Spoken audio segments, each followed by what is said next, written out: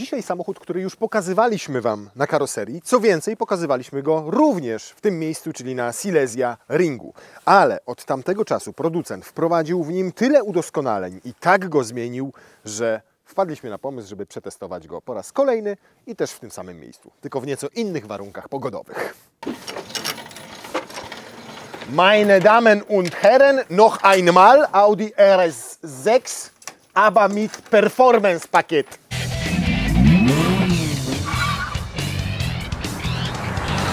O ile w przypadku sportowych samochodów, które mają dodatkowy jakiś znaczek, czyli na przykład M-Competition w przypadku BMW albo AMG 63 i S na końcu, ten dodatek oznacza tylko trochę więcej mocy, to w tym przypadku jest zupełnie inaczej, ponieważ Audi wprowadziło tu dużo więcej zmian takich technicznych i mechanicznych. Ale zanim do nich przejdziemy, to pogadamy sobie trochę o samym silniku.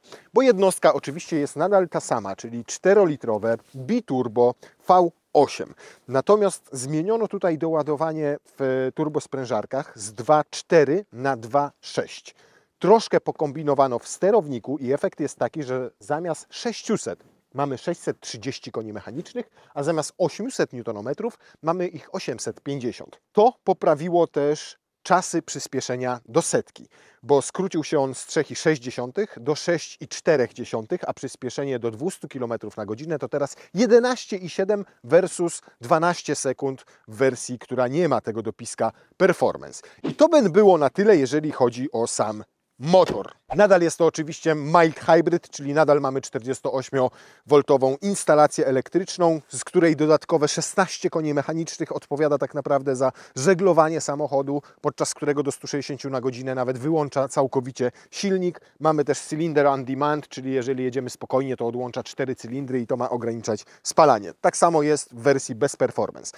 Natomiast w performance dostajemy jeszcze kilka dodatków, między innymi centralny mechanizm różnicowy, który teraz jest mniejszy, bardziej kompaktowy i podobno też inaczej nieco zaprogramowany. Tak, żeby samochód był bardziej nadsterowny, czyli przenosił więcej momentu i koni mechanicznych na tylną oś.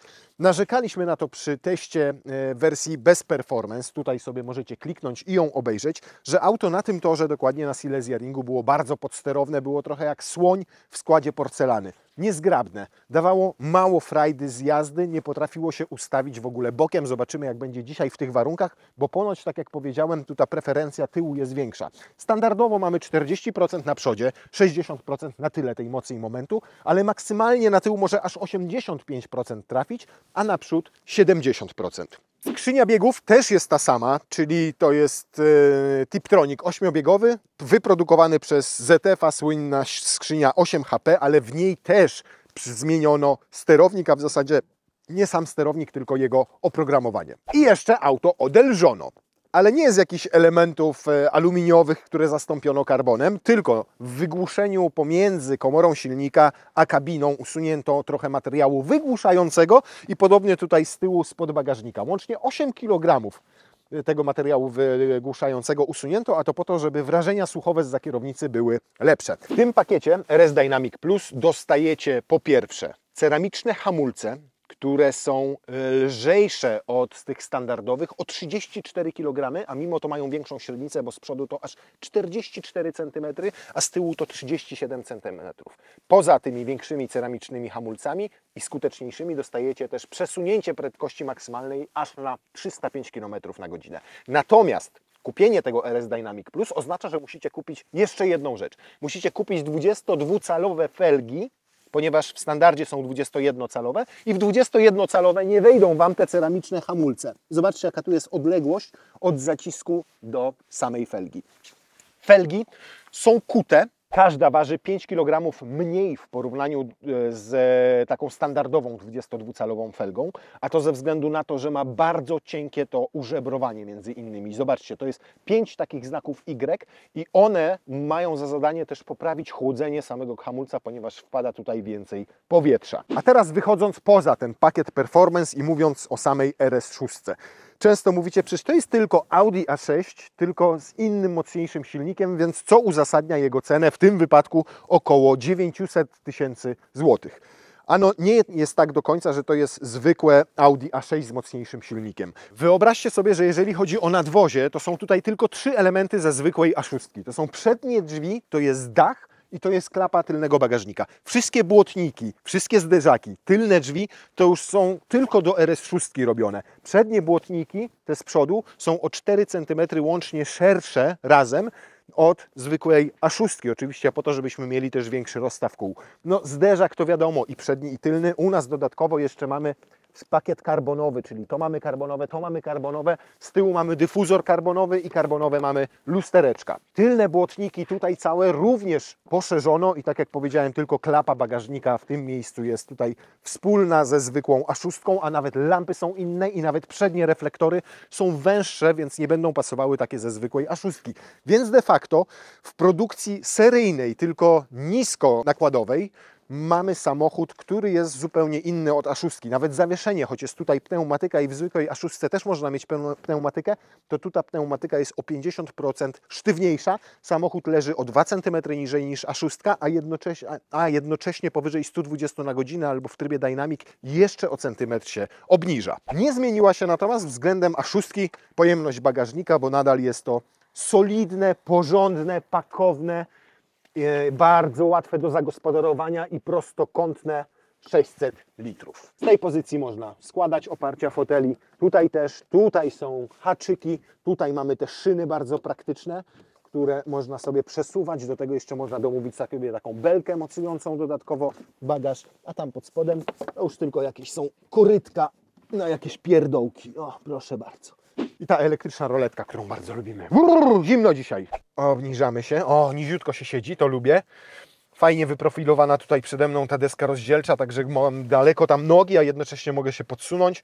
Jest mi po prostu wygodnie. Nad głową miejsce jest, pomimo szklanego dachu, tyle mi wystarczy. Idę na tyły.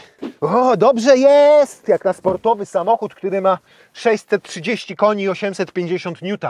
Nad głową miejsce jest, mimo szklanego dachu. Jest, jakby go nie było, to byłoby tego miejsca jeszcze więcej. Troszkę dziwnie ten zagłówek tutaj wyprofilowany. 3. i 4. strefa klimatyzacji, 2 gniazda USB-C, grzała 12 V, w sensie gniazdo zapalniczki, podłokietnik jest, siedzenia dzielone 40, 20, 40, tak jak lubimy.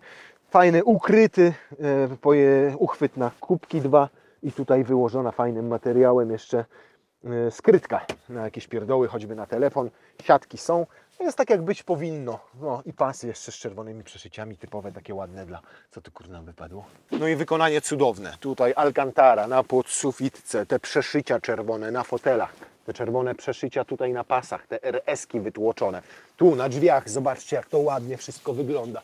Tu znowu ta Alcantarka. Tutaj ta Alcantarka, chociaż oni nazywają to mikrofibrą, i to uwielbiam. Zobaczcie, surowy karbon, który nie jest zalaminowany, nie jest pociągnięty żadnym lakierem, tylko jest surowy, taki chropowaty, no cudowny, wspaniały. No wszystko mi się tutaj zgadza. Jeżeli chodzi naprawdę o Audi i A6 i RS6, to wykończenie jest na mega wysokim poziomie. To zanim wyruszymy, to tak, oprócz standardowych trybów tutaj, czyli Efficiency, Comfort, Auto, Dynamic, mamy też przycisk RS. Szkoda, że on nie jest jakoś wyróżniony, tak jak w MC mamy te łopatki, zajebiście to wygląda. Tu tutaj taki cicho ciemny RS. I mamy RS1 albo RS2. Oba możemy sobie tutaj dowolnie zaprogramować, na przykład w RS2 mamy napęd sportowy, zawieszenie, zróbmy komfortowe na tą pogodę sobie. Będzie się ładniej układał w tych zakrętach. Układ kierowniczy sportowy, dźwięk silnika wyrazisty, quattro ze sportowym mechanizmem różnicowym sportowe, zdecydowanie i ESC sportowy, ale ESC też sobie całkowicie wyłączymy. Nie? O, teraz. Ograniczona stabilność jazdy. No o to chodzi, no. Zaśnieżony tor, jesteśmy na nim sami. Wtedy było suchutko. Ciekawe, czy dzisiaj będzie nam dane trochę pojeździć bokami. Wiecie, co słychać? Faktycznie słychać brak tych 8 kg dodatkowego wygłuszenia i w komorze silnika, i tam z tyłu w bagażniku przede wszystkim. Nawet bardziej tam powiedziałbym, bo ten dźwięk tego wydechu jest bardziej wyrazisty i słychać to jest nawet przy mniejszych prędkościach.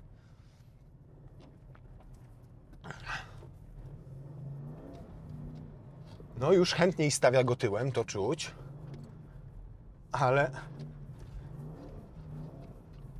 Ale powiem Wam, że Quattro i tak robi wszystko, żeby go wyciągać z tego zakrętu, dlatego to jest bardziej taka jazda slajdami w stylu WRC.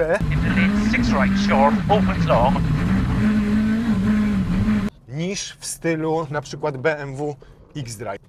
Ale ślizgawica. No nie będą to spektakularne prędkości, ale mam nadzieję, że przynajmniej pooglądacie sobie trochę slajdów dzisiaj w wykonaniu Audi RS6, a to jest rzadki widok Audi RS6 robiące slajdy.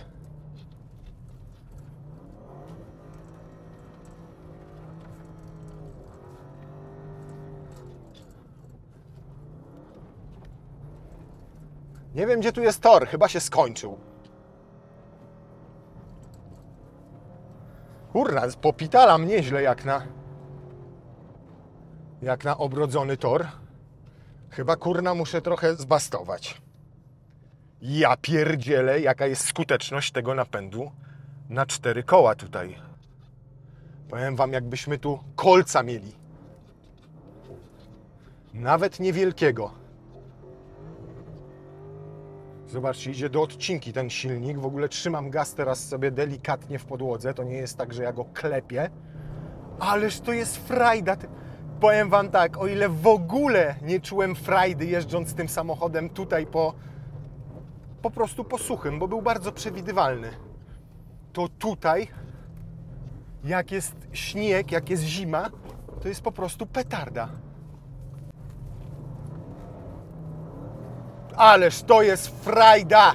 Teraz dopiero, naprawdę teraz dopiero widzę różnicę pomiędzy napędem Quattro, jak jest sucho, a jak jest właśnie taka pogoda, jak jest wszystko zaśnieżone. Cudo! Ile to jest zabawy! I słuchajcie, i bierzecie, jak już go ładnie sobie ustawicie, to zobaczcie. Widzicie? Zobaczcie. To możecie robić dowolnej długości slajdy, tylko po prostu go ładnie kierując kołem kierownicy na swój pas, na swój tor jazdy i gazem. Na przykład już w X-Drive tutaj mielibyście trochę, moim zdaniem, w takich warunkach trochę za dużo tej mocy na tyle i szybciej stawiałoby Was bokiem. No już nie wspomnę o samochodach tylnonapędowych, bo możecie sobie obejrzeć na przykład test test Lexusa LC500. Tutaj w tych warunkach też było napadane śniegu i też się dobrze bawiliśmy, no ale tamten samochód jechał tu w tych warunkach 80 razy wolniej niż to. Tylko oczywiście trzeba zawsze wziąć pod uwagę to, że o ile owszem, przyspieszanie to jedno, to tutaj ceramika w niczym Wam nie pomoże, jak jest ślisko. Tutaj pomogłaby już wtedy tylko pomógłby kolec na oponie. Ale i tak jest petarda. Robicie z nim co chcecie po prostu. Jak już opanujecie go, jak już wiecie, to ja już wiem z myślą. Quattro stworzono zdecydowanie z myślą dokładnie o zimowych warunkach, nie o jeździe po suchym.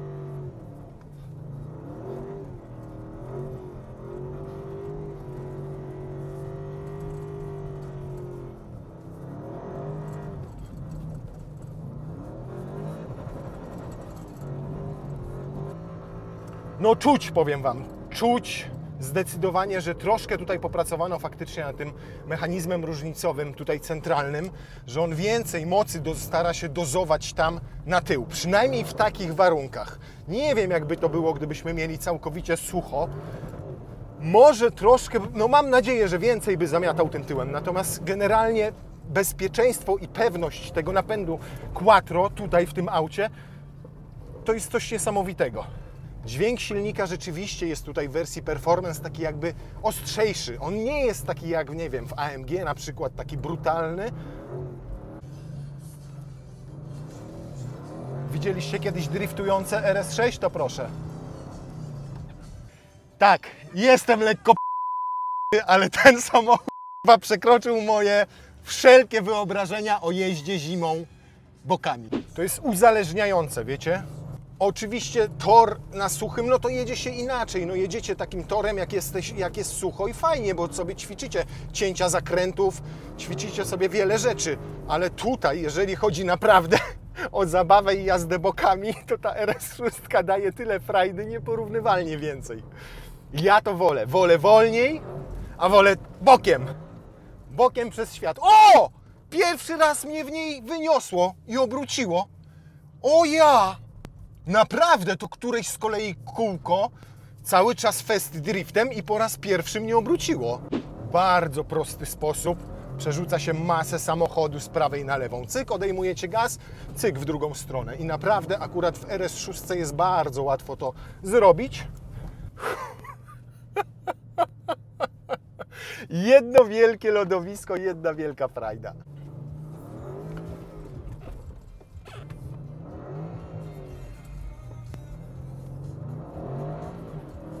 Widzieliście kiedyś RS6 kręcące się w miejscu? To patrzcie.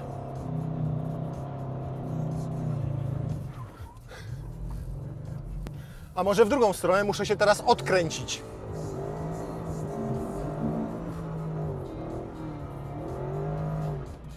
No, ubawiłem się dzisiaj na tym torze, naprawdę. O ile RS6, ta pierwsza, jak testowaliśmy ją na suchym torze, nie dała mi tyle tej satysfakcji, nie dała mi tyle tej radości, to tutaj ten samochód w tych warunkach, no po prostu wow, sprawność napędu Quattro 11/10. Czasami 2 razy tylko przepałowałem, naprawdę tylko 2 razy, co jak na prędkości rzędu 130-140 na godzinę na tej prostej, to naprawdę uważam, że nic nie wypałowałem. I polecam Wam właśnie taki trening w zimowych warunkach, jak macie taki mocniejszy samochód i droższy, z kilku powodów. Po pierwsze, dużo się nauczycie kontroli pojazdu. Nieważne, czy macie napęd na przód, czy napęd na tył, czy napęd na 4 koła, to w takich warunkach dopiero wiecie, jak samochód się zachowuje w skrajnych sytuacjach i uczycie się na to reagować. To jest raz. Polecam taki trening też z tego względu, że nie niszczycie samochodu. Opony całe. Dyfry nawet porządnie nie rozgrzane, ledwie ciepłe, a nie gorące, a tylny mechanizm różnicowy sportowy w ogóle zimny. Więc skutki dla samochodu żadne. Podejrzewam, że nawet spalanie mniejsze przez to, że jest tarcie na kołach dużo mniejsze. Co więcej, od tego sezonu na Silesia Ringu są takie treningi. To treningi, one się nazywają kontroli poślizgu. I możecie sobie przyjechać na 5 godzin, będziecie instruktora mieli, możecie przyjechać we 2 kierowców swoim samochodem, kosztuje to 1900 zł, ale jeździcie po całej pętli w różnych sekcjach i trenujecie właśnie te poślizgi i na płycie poślizgowej też. Więc sobie wejdźcie w link, zostawiamy tam link do tych szkoleń właśnie kontroli poślizgu Silesia Ringu. Tam sobie jak klikniecie, to będziecie mieli szczegóły, daty i całą resztę. A teraz przechodzimy z powrotem do RS6, tylko tym razem w takich warunkach drogowych, a nie w warunkach torowych. No bo umówmy się, 99,9% czasu będziecie spędzali tym samochodem właśnie na zwykłych drogach. O, jaka brejka tutaj piękna. Powiem Wam, jako człowiek, który jeździł tym samochodem już tydzień, że żadne supersportowe auto rodzinne nie nadaje się tak dobrze do codziennej jazdy jak RS6. Ono nawet ma, słuchajcie, tryb efficiency i w tym trybie efficiency, jak zdejmiecie nogę z pedału gazu, to zaczyna żeglować i to do 160 na godzinę, a nawet wyłączać silnik, no bo ma ten tryb mild hybrid. Jak chcecie mild hybrid tryb sobie wyłączyć, w sensie, żeby nie żeglował, nie wyłączał silnika, to wchodzicie w komfort. Ma auto, ma pneumatyczne zawieszenie, które genialnie, pomimo 22-calowych felg, wybiera wszystkie nierówności. Jeżeli chodzi o kolejny, dołki, nierówną drogę, to jest petarda. Pojawia się problem tylko na poprzecznych nierównościach, to znaczy drobne, szybkie wibracje, jak na przykład najedziecie na taki krótki próg zwalniający albo na jakąś poprzeczną nierówność taką większą, no typowe dla pneumatyki. Tutaj jest takie siodełko. To siodło w każdym samochodzie z klasycznymi sprężynami, amortyzatorami czuć, tutaj w tym aucie w ogóle.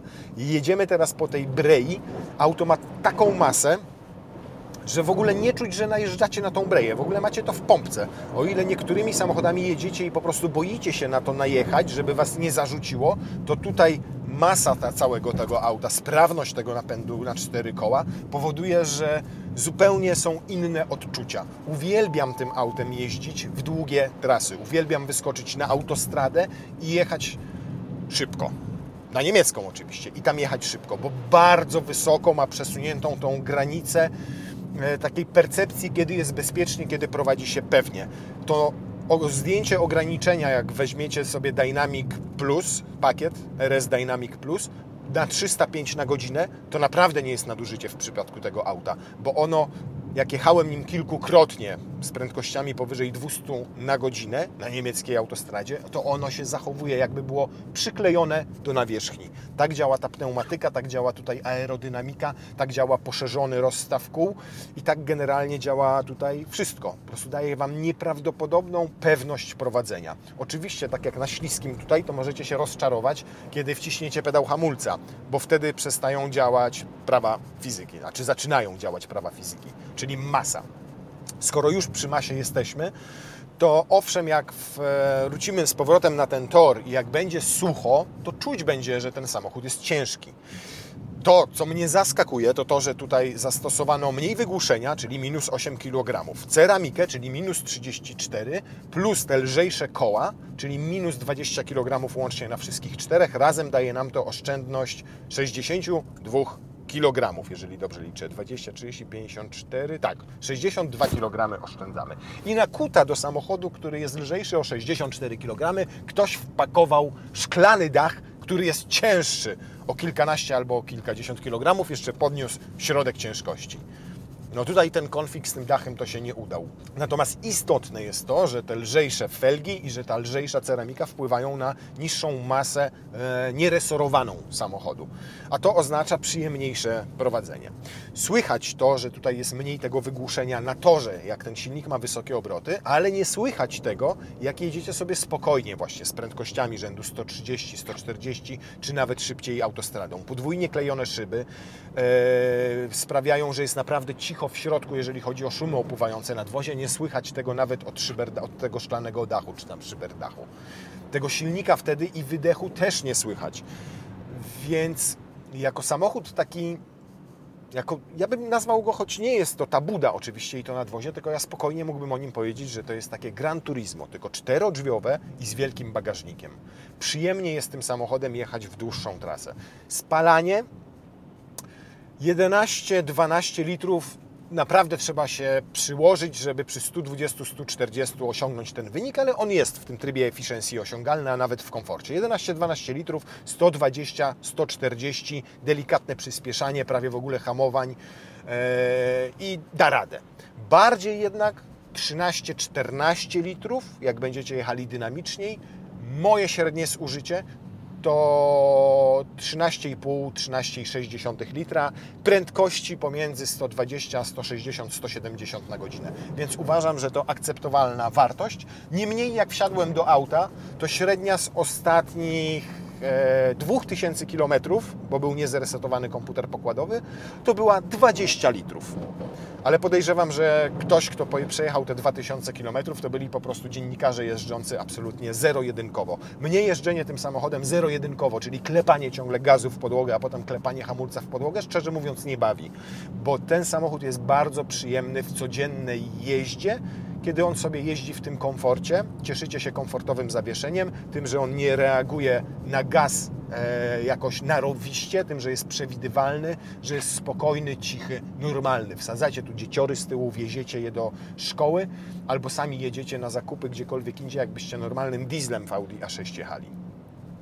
Silny powiedział, a on zna się na autach i trochę RS6 też pojeździł, że chciałby dokładnie, żeby Buda prawdziwego A6 była dostępna w takiej wersji RS6, czyli z poszerzonymi nadkolami, taka agresywniejsza, z obniżonym zawieszeniem, ale żeby miał tutaj dieselka 3.0, a nawet 2.0 TDI 190 koni.